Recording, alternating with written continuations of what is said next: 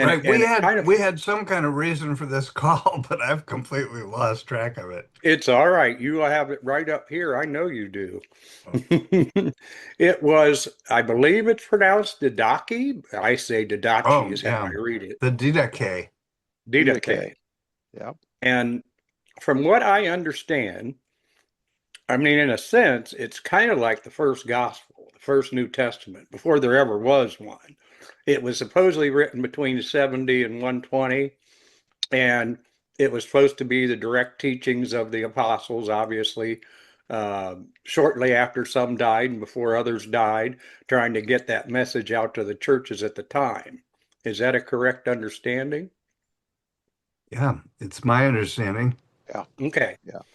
And then two So things surprised me. it's got that street cred. It really does. Yeah. It But absolutely it, does. it wasn't chosen to be anything in the canon. Right. And I'm not sure why that is, and we'll discuss that if yeah. And and then the two things that surprised me is how small the book was when I got it. Yeah. And then obviously I've been through it all already. And then Right. the other thing I guess that surprised me is it's a lot of exact specific rules to follow. And I'd call them principles.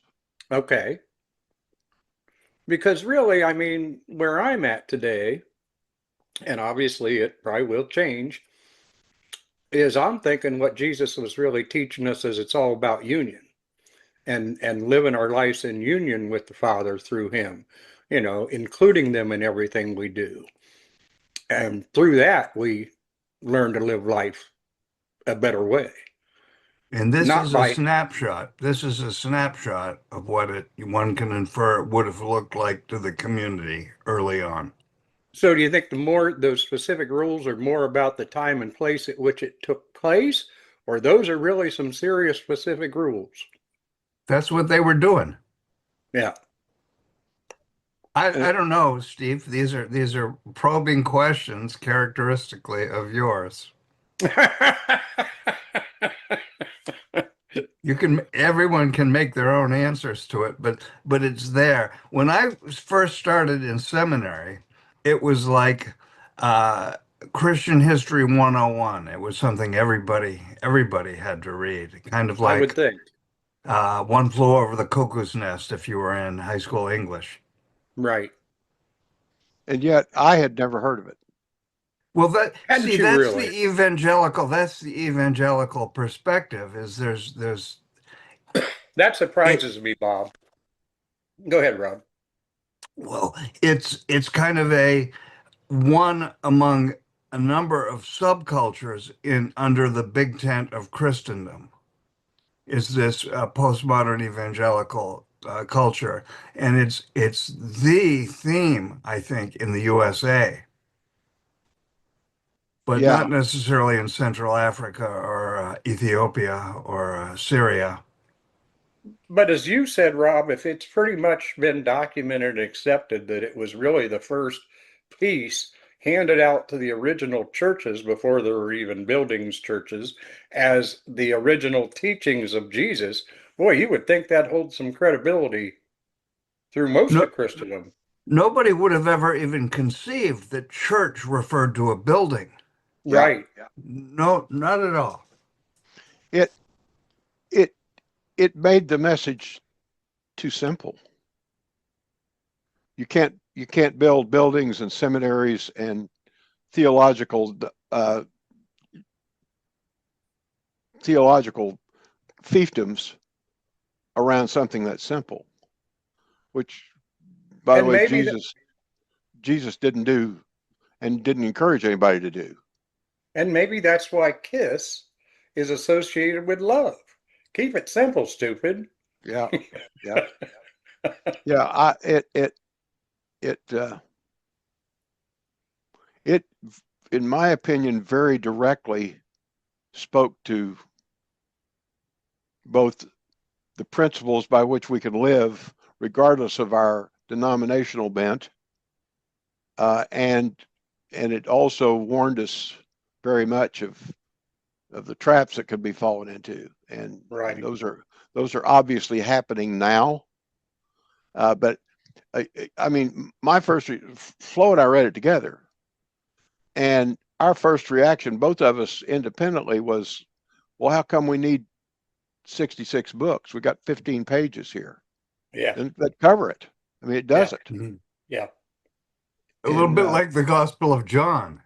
yes, What you were saying the other day Yeah. is this should be sufficient. I And would and agree. beyond sufficiency, you're in the realm of excess at some point.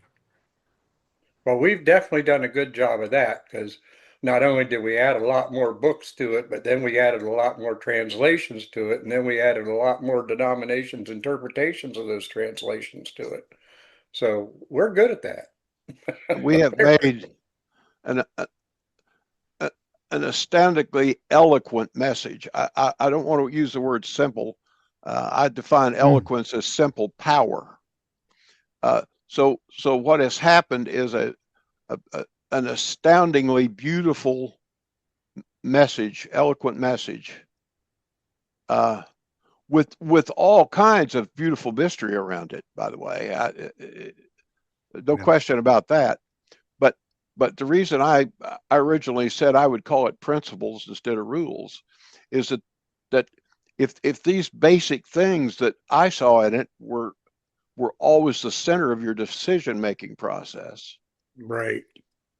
then you wouldn't lose the mystery, you wouldn't lose the awe, you wouldn't lose the beauty of the picture that's bigger than we can even completely see, and yet it would be an unconfused look. It would give you an opportunity to stand in the gallery and look at the painting rather than listening to all kinds of dialogue around describing the painting to you. Is that a decent analogy?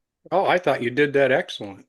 There's a fine line between description and prescription, in which Uh, there's kind of a penumbra you're in, and it can turn didactic, which would be a set of rules, or it can be descriptive, which is kind of more of a narrative of what it looks like, what it would look like to be living according to the way, which is what they called it then.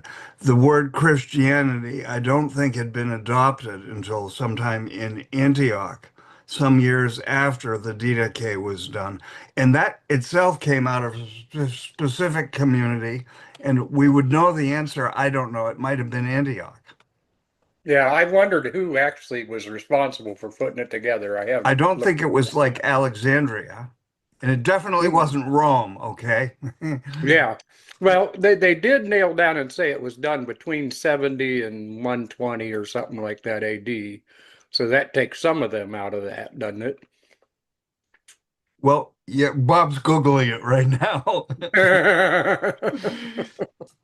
I'm guessing he's Googling it right now. That's all right. That's a good thing.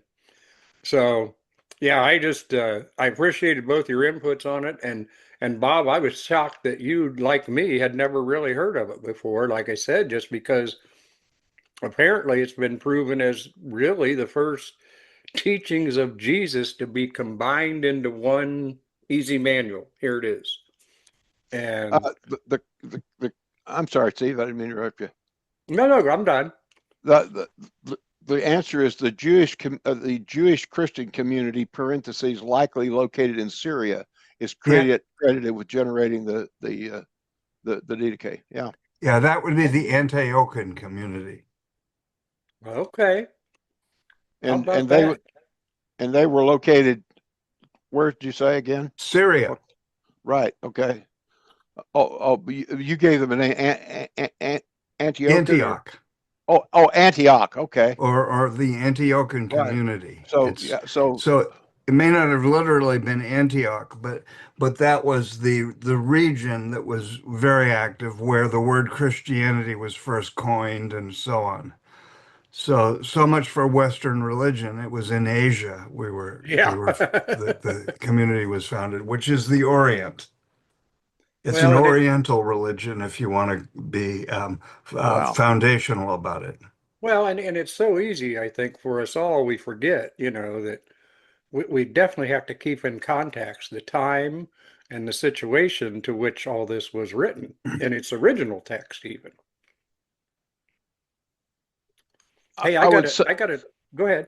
I would say, however, that the principles involved are timeless. Yeah. Oh, without doubt. Yeah. Yeah. Yeah. I don't see anything that contradicts what I think has already been taught, if that's what we're saying. If they're not timeless, they're false in a way. Yeah. Yeah. Because, again, back to our discussion of the Gospel of John, his genius was taking the far ends of time. Well, there's a lot of warnings about false teachers in there. And again, I have a bad habit maybe of making things too simple. But to me, it seems like when I'm listening to a false teacher, it just like blares to me right away without having to think too much about it. Well, And that brings up the ending of the book of Ecclesiastes, which is kind of an orthodox teaching. It is in the canon, and that one barely made it into the canon, by the way.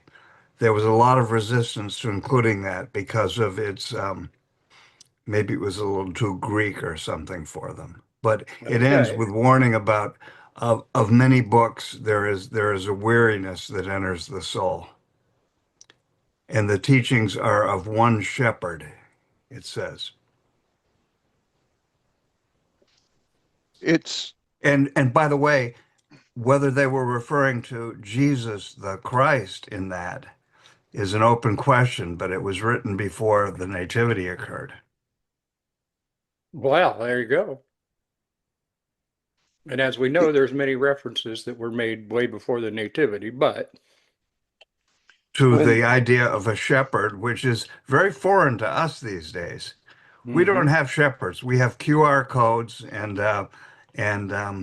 magnetometers and stoplights. and Yeah, I read sages from something interesting today. Do you guys know what a bummer sheep is? Or a no. bummer lamb? Um, Apparently, if this person's post is right, and I think they're usually pretty accurate on this, occasionally the ewe will give birth to a lamb that she rejects. So Yes. she kicks it out and won't take it back no matter what it does. It Yeah. hangs its head low, it's feeling dejected. The shepherd then takes that lamb in with him, in by the fire, holds it on his chest, feeds it, takes care of it till it gets strong enough to return it to the flock. Huh. That's a bummer. I have, but look what comes from it. Look at the quick personal story. Our daughter's first husband got violent, and she did exactly what a good Engle woman would do. She kicked his butt out on the street. She had a 2-year-old. They were living. He had her living somewhere where I didn't want her living. We found a house that had a separate living area. Moved in that house and moved them in with us. Now we got a 2-year-old, and of course our daughter. That was great. But somewhere in that process, we our daughter got a good job, and so Flo was picking granddaughter up at daycare and so on and so forth. And Flo said to me one day, "What are we doing?" Not skeptically, she just was inquiring, "What are we doing here?" And I said, "We are developing a relationship that will carry beyond our wildest imagination." That girl is 32 years old now. Last night, she called her grandma and talked for half an hour. Yeah. She's not dependent, she's a very independent thinker, very motivated, got her own little business, uh, got a really good guy that loves her, uh, got a solid life.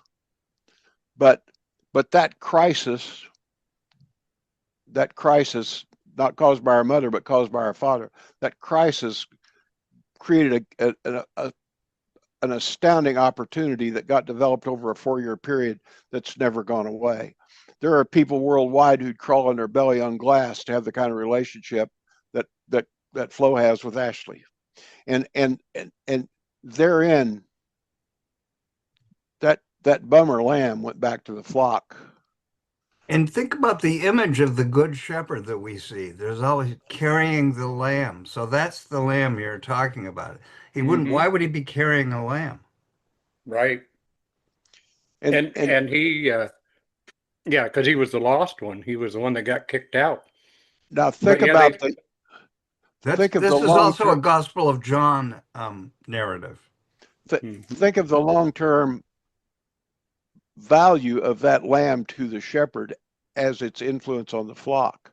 That lamb goes back, if you will, with with with the confidence of a relationship that that lamb will always recognize the shepherd's voice That's correct. That's one and of the things they respond to said. it. He's the first that comes to his voice and knows it and knows his heart. The And stone since, that the builder rejected. yep, yep, uh, uh, I see it over and over again. Mark Sandlin was the last guy that posted a meme. Uh, if you're following Jesus, you're walking toward the fringes. You're not walking toward the middle. The nativity didn't happen in the temple; it happened in a barn. So, Bob, as far as the Gospel of John goes, there's a bunch of little stories. They're not parables. They're something slightly different. They're Stories. really The Good Shepherd, the True Vine. Help me out. There's a handful of them that well. in Obviously, a we've got the string. yeah, got the wine, the marriage of Cana, got the Good Shepherd. We got yeah. I know what you're saying. There are a series of them, and I Hmm. probably can't rattle them all off, but all speaking to the point that you're speaking of, and that is a very personal interaction, right? Living Water might be Testimony. one, but Right. we can dig them out real quickly. Yeah. But each one of them comes back not to some grandiose uh, a public thing, but rather a personal thing. Jesus didn't say, "Hey guys, look what I did with the water." Mm-hmm. He Mm-mm. just said, "Take the take a cup of it to the steward." When he raised the when he raised the lame man, here's a classic example. He and immediately the Pharisees are on it because it happens on the Sabbath and so on and so forth. And they say to him, "Who told you you could carry your mat?" And the Yeah. guy says, "I don't know, just some guy." When Jesus raised the chief priest in Caesarea's daughter from the dead, the 12-year-old daughter, uh, first of all, he only took the parents in the room with him, and then when the child raised from the dead, he said, "Don't tell anybody." When Right. he healed the lepers, he said, "Guys, don't tell anybody." Uh, the the level of the depth of self assuredness there, not ego, and the the,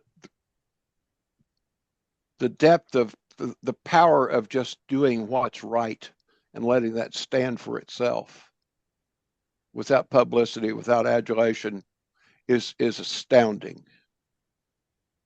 And the people that we, in my opinion, really admire when we really get down to it, or when we hear the backstory and say, "Wait a minute, wait a minute, these were the musicians that played on all that stuff, whose names I'd never heard of." Right. Uh, uh, when Carole King, who probably wrote the defining one of the defining projects, if not the defining project of the early '70s, when she wrote the Tapestry album, nobody knew who she was. Mm-hmm. And James Taylor took her on tour. And Neil one night, Sedaka knew who she was. he did, absolutely. But James Taylor took her on tour. And one evening he said, I want you to go out on stage and I want you to do a set. She said, "These people won't know who I am." And he said, "When I introduce you, they will." And Taylor walked out on stage and named about 5 songs like "Natural Woman" and "On the Roof" and named about 5 of her tunes and said, "Do you people know these songs?" And they said, Mhm. "Yeah." And he said, "Let me introduce the woman that wrote them." Uh, Carol's never been pushed. You never see her at red carpet stuff. You never see flashy stuff on her. But here we are 50 years later. I mentioned her name and both of you are nodding your head. Oh, absolutely. Yeah. The, All of this makes me think about something that is sort of front and center, top shelf. You see it on in the Taco Project about what gets the bandwidth. And with all this richness that we're discussing in depth, there's a substitutionary penal atonement, which is something that they invented in the 13th century. Well, but Right. the and oh, demons in hell. Yeah. It wasn't a central concern. Did the Didache mention hell or demons? nope. I No. don't think so. I don't know. No. But so we've got a lot of embellished stuff, which, um, well, then there's a lot of complaining about how toxic it is. But I'm not seeing the community shifting gears into something that's more affirmative and pulls you through. It's like we're pushing against something, and it's a stuck orifice that's kind of clogged. I may be wrong, but to me, lately it has appeared or it has come to my attention, it's probably always been that way, that, and I think this is something that was inbred in people from an early age. They seem to be looking for that one certain teacher that has all the right answers, or that one certain phrase in the Bible that has the key to everything, that's going to answer everything for them so they can finally take a deep breath and be done. I see a lot of that going on in there. As if it's not there already. I know. I know. Well, and I in my I knew. opinion, if you sorry, Bob, go ahead. Oh, go ahead. I was just going to say, in my opinion, if you make any one thing, including a verse out of the Bible, the main key thing, you take a chance at turning it into an idol. And I think there's only one place to go for the source, and we all know where that is. The temptation to expand on the truth. There, I knew a builder, a man named Junior King. Matter of fact, we lived 20 plus years in a neighborhood that he built. Just a wonderful neighborhood. Not the most expensive neighborhood in town, but great houses and great people lived there. Lots of different people and so on and so. But Junior's motto was, "The truth is normally sufficient." Yeah. When we start feeling that we have to expand on the truth, uh, expose on it, if you will. Rob, I'll test my language. If there are expositors, then there must be exposing, right? Yeah, sure. When we fall into the trap, I'll call it, of needing to have truth expounded on, made more sensational is really the term I'm looking for. Right. We start losing its beauty because it's standing on its own. It's sufficient. And it's actually pretty simple.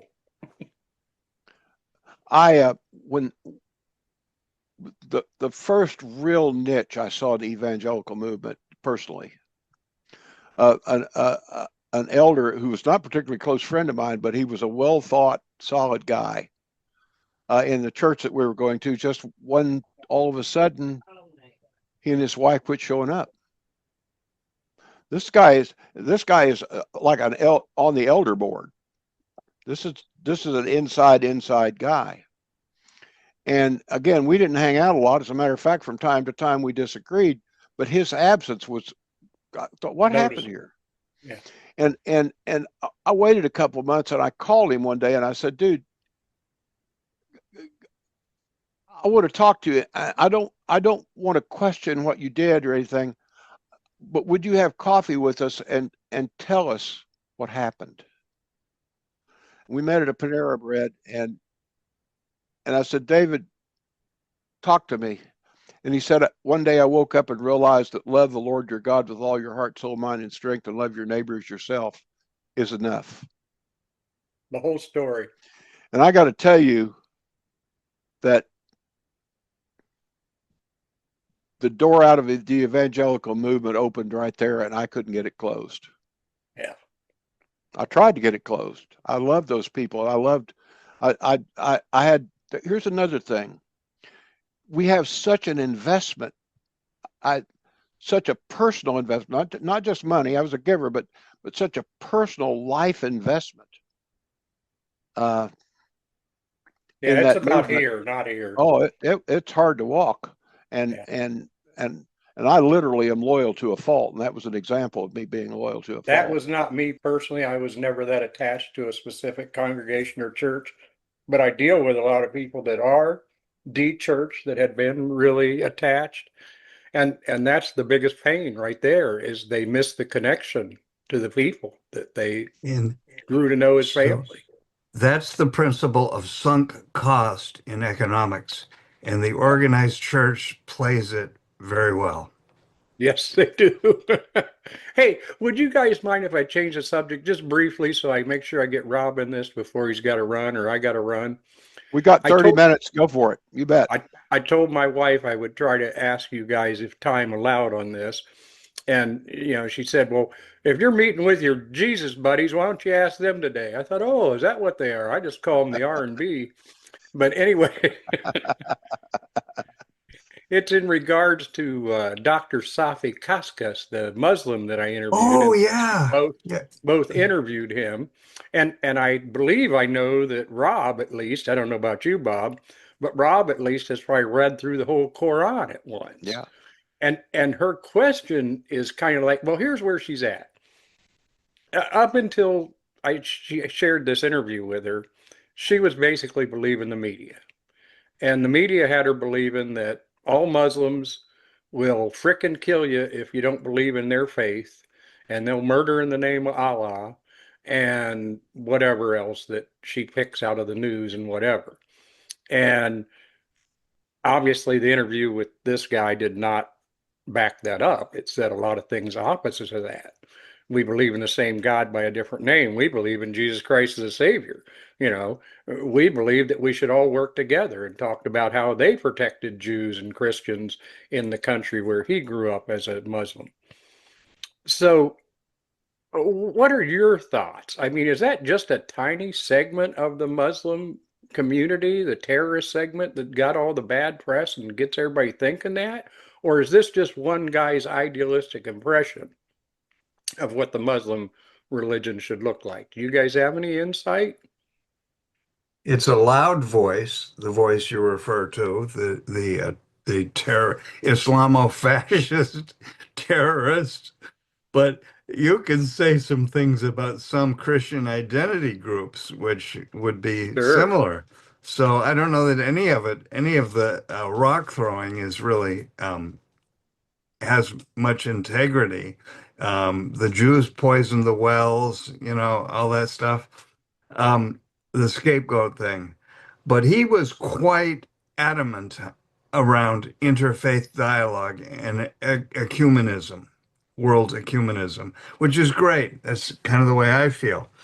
But he might have represented not a lunatic fringe extreme, but a primary example of the universalist Islamic perspective.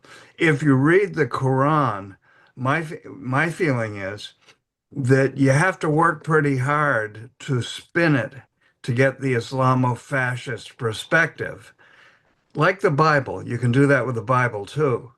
But definitely, as far as what we were talking about with John the Baptist the other day, Bob, and other things, the Quran is full of stories of John the Baptist, of lifting up Mary as the Theotokos, mother of Jesus, of Jesus' birth, and lifting up Jesus. And then there's ways in which it departs. But both in the Quran, which if it has anything to do with Islam, which it sure should, both Christians and Jews, who those were the main traditions other than the animist pagan Arab traditions of that area, Mecca.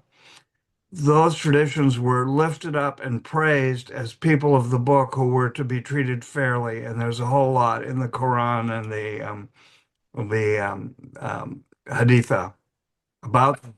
So, That's kind of what I suspected, but I did want to ask because you guys are a little bit more knowledgeable than me on that. And Bob, what are your thoughts? Anything different? Well, I live next door to a Muslim and I've never felt threatened. I've lived next door to him for 11 years. Nice guy. Yeah. He help you in a heartbeat, keeps his house, uh, uh, grills unusual smelling food sometimes, which I enjoy because I know there's some kind of cultural barrier that I'm getting outside of by smelling it. Um, I you know them by their fruit, and if you look at the history of those children of Abraham, and you look at their contribution to society, uh, algorithm was Assyrian. I mean, the owl of that algorithm is named after Okay. algebra, uh, libraries. I love the first half of the movie. Oh, come on, Bob. Wow, uh, senior moment, man. I was getting ready to write it down. No, the guy that went into the desert for the British in the First World War. Um, It'll come to me in a minute. I can see the picture. But in that interaction, he interacts heavily with the Arab people. Lawrence of Arabia. Lawrence of Arabia, it just wouldn't pop up, boy, senior moment. Okay. But if you'll watch the first half of that movie, it gives you an insight into that culture that's beautiful. And one of the things it talks about that prior to me watching that movie, I was not aware of. The streets of Baghdad were gaslit hundreds of years ago. I mean, the great library, which was destroyed, by the way, much of it was destroyed by the Mongols, but great gatherings of knowledge to benefit mankind was at the center of that culture.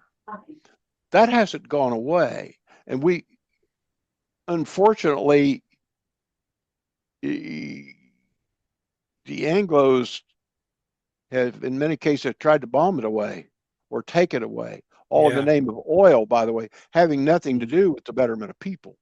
Right. Um, and I don't Never mean to does. sound I don't mean to sound cynical or political, but just the truth of the matter is, Facts there's are a facts, man. there's a great culture there that we should embrace, and not condescendingly, by the way, we have much to learn from the history and so on of that culture. Now, I had never thought of, and I have not read the Quran, by the way. Rob tells me it's an easy read, and since he said that, I'm going to try to find it and read it. But but we don't need to approach those people as a mission effort. We need to embrace those people as a culture that has much to offer us, which, by the way, is a lot older and more established than our culture. Right. They've been around a long time and have accomplished much in that time. So But I'm yet very they have not I been like. around. They have not been around as a religion as long as the Christian religion, right? Well, Speak to that, um, Rob. you could look at that a number of ways. They have been around longer than Protestantism, for Okay. example. Well, But they were also the Islamic world was the repository of all the classical wisdom, yeah, Aristotle, Plato, when Christianity was totally rejecting it. Those writings were preserved by the Muslim world and sort of snuck back into the Western culture in the Dark Age, what we call the mid-medieval era, the Dark Ages, by some monks who valued that tradition, and it was considered to be heresy and then gradually it got mainstream back in. But along with the theology or the philosophy, a lot of the science and mathematics, Bob mentioned algebra, that also was preserved by the Islamic world. And of course, they came as close to Rome as Spain.